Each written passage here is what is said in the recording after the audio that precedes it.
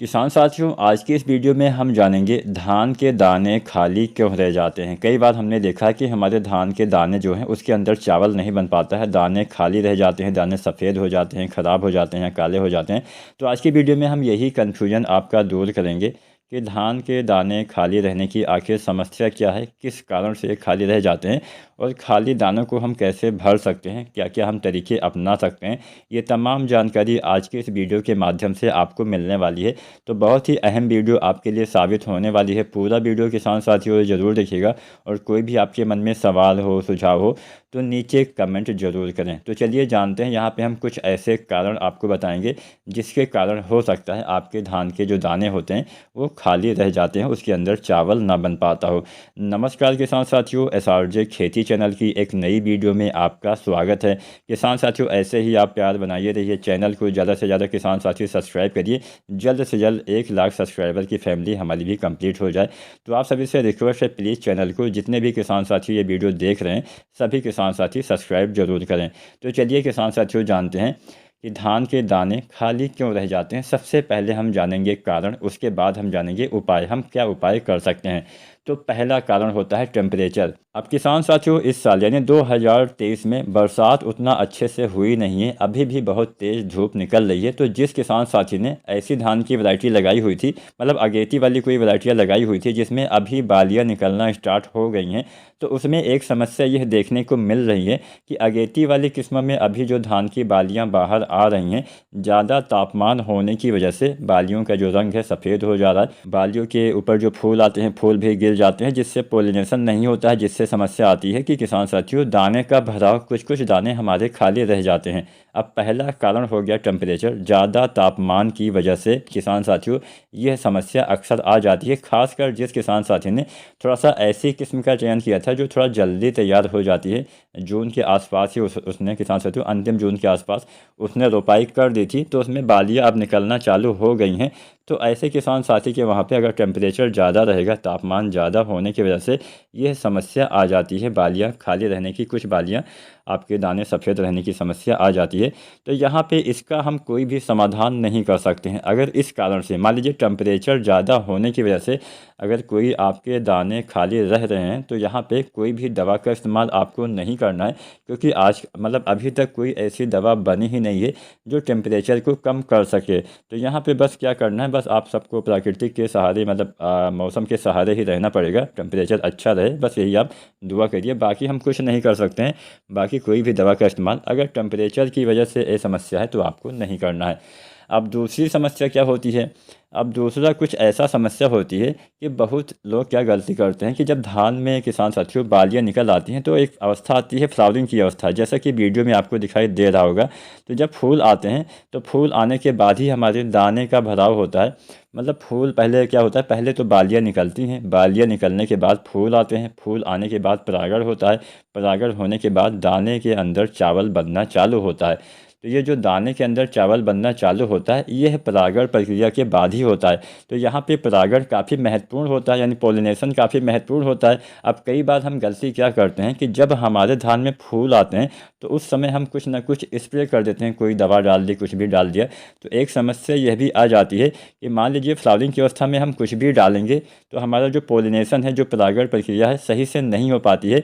तो परागण सही ना होने की वजह से भी कई बार किसान साथियों हमारे जो धान के दाने के अंदर चावल है नहीं बन पाता है, दाने हमारे खाली रह जाते हैं। दूसरा कारण क्या हुआ कि फ्लावरिंग की अवस्था में कुछ भी हमें स्प्रे नहीं करना है। हम टेम्परेचर वाला मैटर तो हम सॉल्व नहीं कर सकते हैं, लेकिन हाँ, हम स्प्रे नहीं करके ये समस्या दूर कर सकते हैं कि जब भी धान में फूल आते हों उस समय किसान साथियों कुछ भी आपको स्प्रे विधि से प्रयोग नहीं करना है, इस बात का ध्यान रखना है। अब तीसरी समस्या क्या होती है, नमी की कमी। ज़्यादातर क्या हो रहा है कि इस साल 2023 में टेम्परेचर और नमी, ये दो चीज़ों की वजह से ज़्यादातर हमारे दाने खाली रहने की समस्या हो रही है। अब यहाँ पे नमी की कमी क्यों हो जा रही है, क्योंकि बरसात अच्छे से हुई नहीं है। अब बरसात हर साल अच्छे से होती थी तो नमी वाला जो विषय है वो अधूरा ही रह जाता था, लेकिन इस साल 2023 में उतना अच्छे से बरसात नहीं हुई है। तो जो किसान साथी जो निचले वाले खेत हैं, मतलब जो तराई क्षेत्र हम बोल सकते हैं, जहाँ पे पानी थोड़ा सा भी अगर बरसता है तो वहाँ पे रुक जाता है थोड़ा लंबे समय के लिए। तो वहाँ पे तो खैर नमी उतना अच्छे से मतलब कंट्रोल आप कर सकते हैं, लेकिन कुछ हमारे ऐसे भी खेत होते हैं जो थोड़ा ऊंचे वाले क्षेत्र में होते हैं, जिसको हम ऊपरी वाला हिस्सा, ऊपरी इलाका भी बोल सकते हैं, वहाँ पे या फिर कुछ ऐसे भी खेत होते हैं जहाँ पे पानी उतना जल्दी रुकता नहीं है, बहुत जल्दी सूख जाता है। तो ऐसी कंडीशन में अगर आपका ऐसा खेत है जहाँ पे पानी जल्दी रुकता नहीं, या फिर ऊपरी वाला इलाका है और बरसात अच्छे से हुई नहीं है, तो वहाँ पे नमी की समस्या बहुत जल्दी आ जाती है, मतलब पानी बहुत जल्दी सूख जाता है।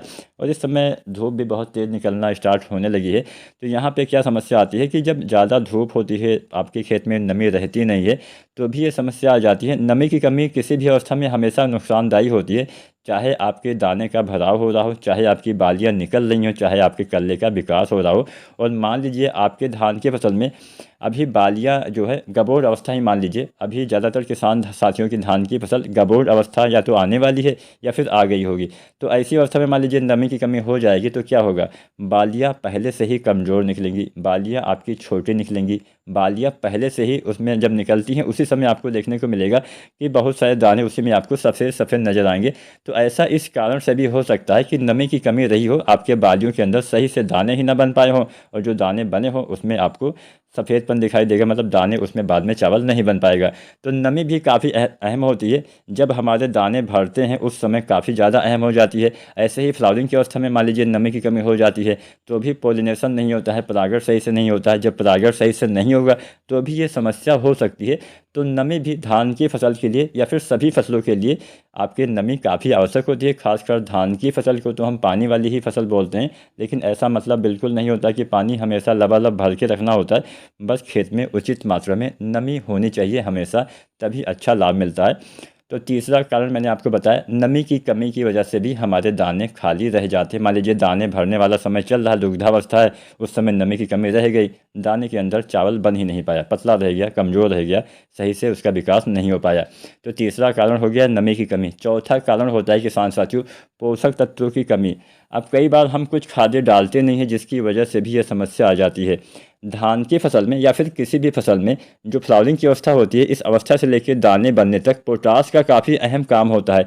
पोटास से दाने का भराव सही से होता है, पोटास से फ्लावरिंग सही से आती है, पोटास से फूल फल दाने का विकास, बीज का विकास, ये सारी चीज़ें अच्छे से सही ढंग से हो पाती हैं। अगर आपने पोटास का इस्तेमाल नहीं किया है तो भी ये समस्या आ सकती है कि आपके दाने खाली रह जाएं। तो पोटास या फिर अन्य जो पोषक तत्व होते हैं, कई बार हम सही से खादों का इस्तेमाल नहीं करते हैं, तो मतलब पोषक तत्व की कमी की वजह से आपके दाने जो हैं उसके अंदर चावल बनना कम हो जाता है, आपके दाने के अंदर चावल नहीं बन पाता है, या फिर ज़्यादातर मामलों में पोटास की कमी की वजह से यह समस्या आ जाती है।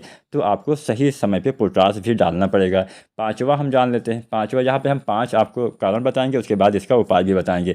तो पांचवा और अंतिम कारण क्या होता है, हम बहुत सारी चीज़ें एक साथ डाल लेते हैं।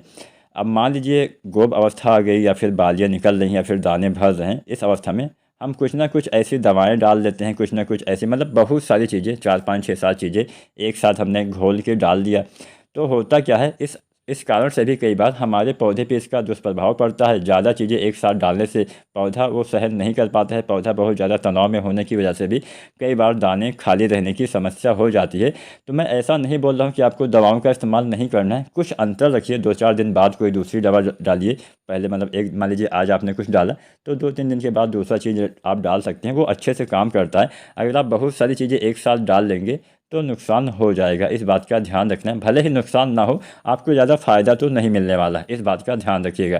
तो यहाँ पे हमने 5 चीज़ें आपको बताई। टेम्परेचर को हम सही कर नहीं सकते हैं, दूसरा हमने बताया स्प्रे करना।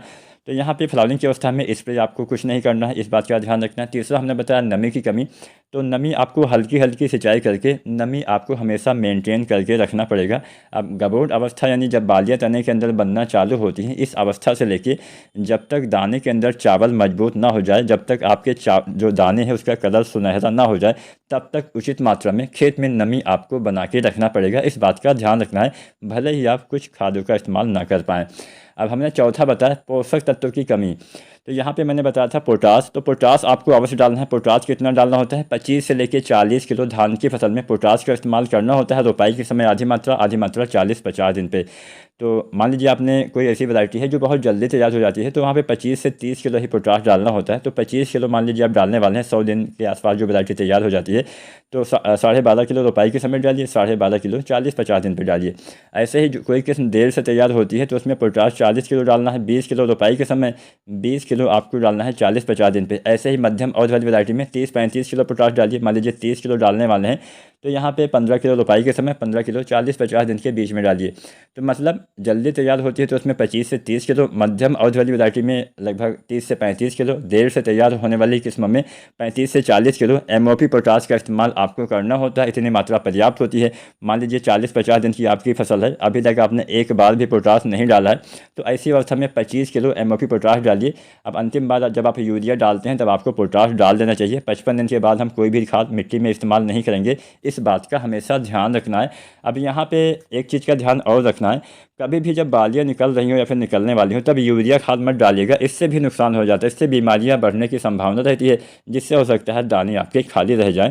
तो यूरिया या फिर पोटाश कोई भी खाद हो 50-55 दिन के अंदर ही आपको धान की फसल में इस्तेमाल कर देना है। अब यहाँ पे हम कुछ खादें आपको बता देते हैं जिससे ये समस्या थोड़ा हल हो सकती है। बोरोन की कमी की वजह से भी कई बार दाने खाली रह जाते हैं। बोरोन से पोलिनेशन अच्छे से होता है, तो जो बोरोन आता है 20% वाला, लगभग 100 से 125 ग्राम मात्रा बालियाँ आने से पहले गोब अवस्था में इस्तेमाल करिए। जब आप बोरोन डालते हैं तो इसके साथ में डालिए NPK 05234, NPK 05234 1 से 1.5 किलो, साथ में बोरोन आपको 100 से 125 ग्राम बालियाँ आने से पहले इस्तेमाल कर देना है। बालियाँ अच्छी आएंगी, हेल्दी आएंगी, सही से निकलेंगी, अच्छे से आपके दाने आएंगे। इसके बाद में जब बालियाँ निकल आती हैं दाने भरते समय 0050 का इस्तेमाल करिएगा, जिससे सभी दाने के अंदर चावल का भराव सही से हो पाएगा। यहाँ पे 0050 में क्या होता है कि इससे आपके जितने भी पौधे में भोजन बना हुआ होता है उस पौधे के बालियों तक ट्रांसफ़र करता है, जिससे बालियों के अंदर चावल यानी दाने का भराव उचित मात्रा में सही ढंग से हो पाता है। तो बस ज़्यादा कुछ नहीं करना है, नमी बना के रखनी है, खादों का इस्तेमाल सही से करना है, उचित समय पर करना है, तो आप भी धान के दाने अच्छे से मतलब खाली रहने वाली समस्या से आप निपटारा पा सकते हैं। वीडियो पसंद आई है तो लाइक करना, कोई सवाल सुझाव हो नीचे कमेंट करिए और चैनल को सब्सक्राइब करें। धन्यवाद।